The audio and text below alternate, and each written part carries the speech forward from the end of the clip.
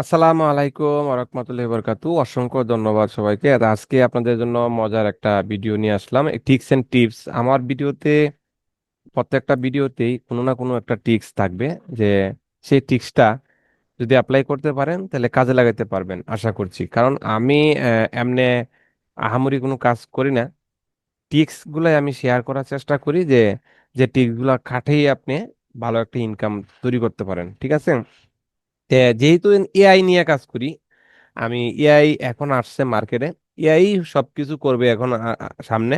AI দিয়ে আমরা কাজ করব। তা আসেন আমরা আজকের এই ফটো রুমের বিষয়গুলো শেয়ার করব। আপ স্কেলের প্রবলেম, আপ স্কেলও কিন্তু এটার মধ্যে হয় কিছুটা, সেটা আমি আপনাদের দেখাই দিচ্ছি। তা আসেন আমরা শুরু করি।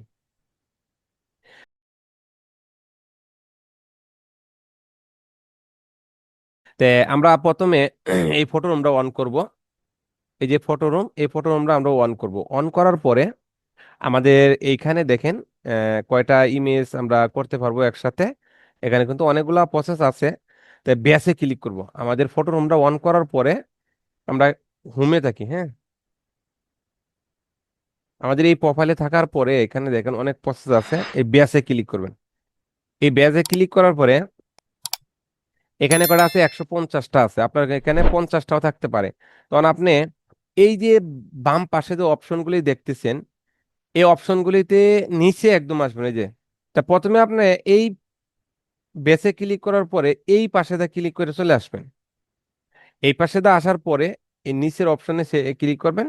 তো এখান থেকে কোন অপশনটা আপনার দরকার? আমার পিএনজি দরকার, আমি পিএনজি তে ক্লিক করবাম। আর নিচে দেখেন, একদম নিচে কল করে আসবেন, দেখেন 150টা ইমেজ। এটাকে অন করে দিবেন। অন করে দেওয়ার পর এটা কেটে দিবেন, কোনো কিছু করতে হবে না। এখন এখানে 150টা আছে, আমি এখানে 150টা পর্যন্তই দিতে পারবো। এক ক্লিকেই পিএনজি হয়ে যাবে। এবং ইমেজের জন্য আপনি ব্যাকগ্রাউন্ড হোয়াইট করেও কাজ করতে পারবেন, চমৎকার কাজ করবে। কিন্তু এই জিনিসটা কিন্তু খুঁটিনাটি বিষয়গুলো আমি দেখানোর চেষ্টা করব। দেখেন, এখানে প্লাসে ক্লিক করবেন।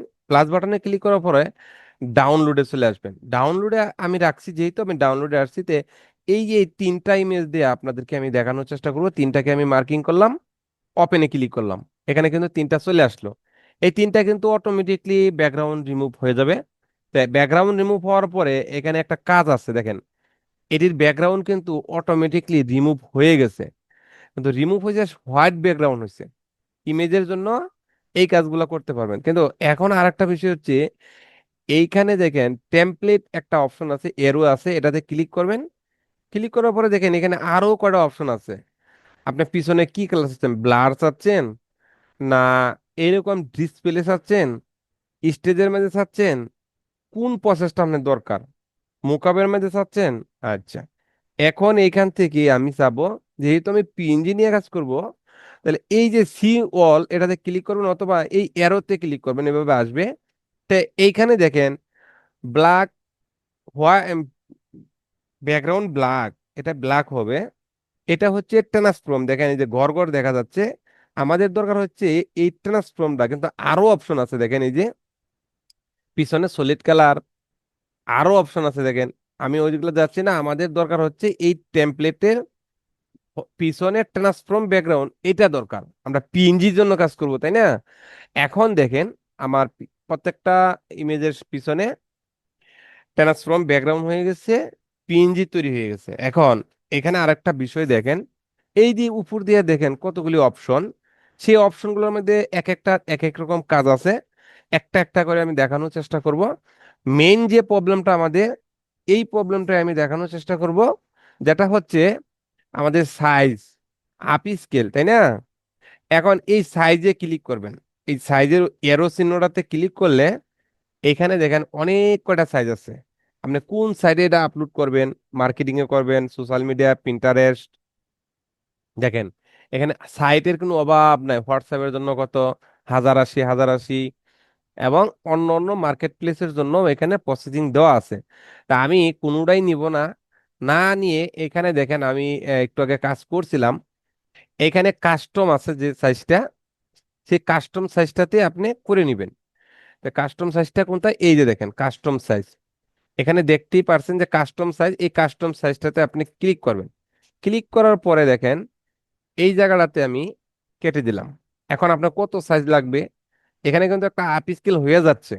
আমি এখানে 4000 বাই 4000 দিব, দেখেন এখানে 4000 দিলাম,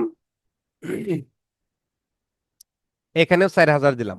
এর বেশি কিন্তু নিবে না, এটা সর্বোচ্চ 4000 করা যায়। তা আমি আপনাদের সামনে আর একটু প্লাস করে দেখি, দেখেন রেড কালার চলে আসছে, তার মধ্যে এটা হবে না। তো 4000 হবে, দেখেন 4000 হইলে এখানেও 4000, এখানেও 4000, যে কাস্টমে ক্লিক করলে এগুলা কিন্তু আবার নতুন করে রিলুট নিচ্ছে। এটা আমার 4000 বাই 4000 হয়ে যাবে। এটা যদি আপ স্কিল নাও করেন, আপনি যে কোনো মার্কেট প্লেসে আপলোড করতে পারবেন। মোটামুটি একটা আপ স্কিল হয়ে গেল। সেই প্রসেসটা আপনাদেরকে দেখানোর চেষ্টা করলাম। দেখেন নেটওয়ার্ক প্রবলেমের কারণে একটু স্লো, এখন কিন্তু হয়েই গেছে আমার। আপনি দেখেন এই ইমেজটা কিন্তু ডাউনলোডের প্রসেস চলে আসে, এই ডাউনলোডের জন্য আমি ক্লিক করব, সাথে সাথে আমার এখানে এটা জিপ ফাইল আকারে 12 MB হয়ে গেছে। তার মানে এক একটা 3-4 MB প্লাস হয়ে গেছে। তা আমি এটা যদি কেটে দিই, কেটে দিয়ে আমি ডাউনলোডে যাই। এখন ডাউনলোডে যাওয়ার পরে আমি যদি এই যে ডাউনলোড, এই ডাউনলোডে আসলাম, এই দেখেন এইখানে একটা জিপ ফাইল তৈরি হয়েছে। তার এই যে ইমেজগুলা, এগুলা কত, 132 KB, 119 KB। এখন আমি এটাকে এখানে স্টাক হেয়ার করব। স্টাক হেয়ার করলে এখানে দেখেন ফাইলগুলা কিন্তু আমার বের হয়েছে। হ্যাঁ, এখন এখান থেকে এইগুলাকে আমি রিনেম ফাইলে ক্লিক করে এখান থেকে আমি 3 দিয়া সেভ করলাম, মানে নামগুলা কেটে দিলাম, কারণ নামের আমার দরকার নাই।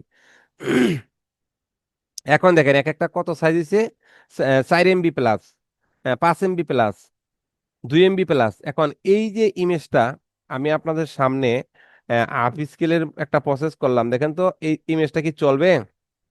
হ্যাঁ, এই হলো একটা টেকনিক্যাল বিষয় আপনাদের কাছে শেয়ার করলাম, যারা আপ স্কিল নিয়ে প্রবলেমে আছেন। তো এই যে আরেকটা আমি ওপেন করতেছি, দেখেন 4-5 MB হইলে তো এই চলার কথা, তাই না? দেখেন তো ইমেজটা কি চলে কিনা। তো যাদের এই প্রবলেমটা আছে, আপ স্কিল করতে পারতেছেন না ইমেজ বা পিএনজি, তারা আমার সাথে যোগাযোগ করে এই দেখেন এটা কি চলে, একটুকু ফাটে না। তা এটা যদি এই ফটো রুম নিতে পারেন, আমার সাথে যোগাযোগ করলে স্ক্রিনে দেওয়া নাম্বারে যোগাযোগ করবেন, ফটো রুম নিতে পারেন। 1 মাসের জন্য ফটো রুম নিয়ে আপনি আপনি এই কাজটা করতে পারবেন। বুঝতেই পারছেন বিষয়টা? তো যারা এখনো ফটো রুম নেন নাই, আমি মনে করি যারা কাজটা করতে পারতেছেন না, আপ স্কুলও করতে পারতেছেন না, নতুন কোনো সফটওয়্যার সাপোর্টও করতেছে না, তাদের জন্য এটা একটা বেস্ট সুযোগ। তো এইটি আমি এখন মেটামাস্টার দিয়েও কাজ করব। আমি চলে যাচ্ছি মেটামাস্টারে। মেটামাস্টারে আসার পরে আমি এখানে সিলেটে সিঙ্গেল তো করব, এর জন্য আমি একটা একটা করে এই তিনটাকে আমি দেখাই দিলাম। তারপরে আমি ওপেনে ক্লিক করলাম। এখন স্টার্টে ক্লিক করব। এগুলা যেহেতু সবগুলাই ওপেন থাকবে পিএনজি, এর জন্য একটাও বাকি রাখবেন না, সবগুলো অন করে দিবেন। এখন দেখেন আমার এখানে কিন্তু সবকটাই মেটামাস্টারের দ্বারাতেই আমি ট্যাগ, টাইটেল, কিওয়ার্ড সবগুলি আমি কিন্তু পূরণ করে দিচ্ছি, কোনো প্রকার ঝামেলা ছাড়াই। স্টার্ট করলেই হয়ে যাচ্ছে। এটা এতই একটা দ্রুত কাজের একটা সফটওয়্যার মেটামাস্টার। এটা যদি আপনি ব্যবহার করতে পারেন, আপনার কাজের গতি 100% বৃদ্ধি হবে। অল্প সময়ে ভালো কিছু করতে পারবেন। দেখেন আমার এখানে কিন্তু কোনো কিছু করতে হচ্ছে না, শুধুমাত্র স্টার্ট করছি। আগের ভিডিওতে আমি দেখাইছি ভেক্টর কিভাবে করবেন, এখন পিএনজি কিভাবে করবেন, আমি সেই প্রসেসটা আপনাদেরকে দেখিয়ে দিলাম। একদমই সহজ, একদমই সহজ প্রসেসে এই কাজটা করতে পারবেন। যদি ভিডিওটা একটু হলেও ভালো লেগে থাকে, অবশ্যই চ্যানেলটাকে সাবস্ক্রাইব করবেন, পাশে থাকা বেল বাটনটা ক্লিক করে আপনার মতামত কমেন্টে জানাবেন, এবং ভিডিওটা ফেসবুকে শেয়ার করবেন যাতে আরো 10 জনের এই কাজটা করে উপকার হয়। এটাই হলো আমার মূল উদ্দেশ্য। কিন্তু কেউ আজে বাজে কমেন্ট করবেন না, সবার কাছে অনুরোধ রইল। যদি ভালো লাগে ভিডিও দেখবেন, না লাগলে স্কিপ করে চলে যাবেন, কোনো সমস্যা নেই।